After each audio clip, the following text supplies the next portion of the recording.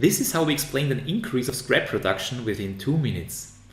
Let's start by importing a database table of produced pieces in Explorer.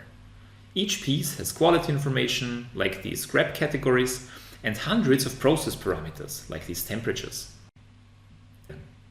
So we have 16,000 pieces produced over time, and the red ones are scrap. Here is where the problem started. Scrap reason 142, cold runs, starts to increase. But why? We can select the good period and the bad period and compare them. And now this ranked list here automatically tells which process parameters have changed.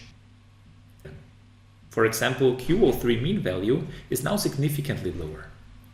Or here we see that the relationship of two variables has drifted. Higher values of the temperature on the y-axis, at the same time lower values on the x-axis. And that's the brilliant part, because there are thousands of variable combinations to check, but this is fast enough for a live discussion with the engineers. And if we want this information in Python, we can retrieve the names of the columns or some plots. Okay, so this was comparing time periods. The same approach is useful when comparing tools to each other. When we change the manufacturing tool, the process must not become unstable. So let's compare the tools. And we see that some process parameters actually change their characteristics. The new tool has higher dispersion here, for example.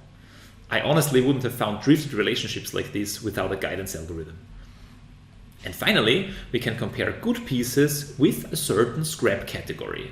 Like 112, this is welding problems. And again, we see parameter combinations where the scrap forms certain clusters, like these high temperatures here. This is super valuable for the engineers and also very transparent, because they can check this directly against their domain knowledge.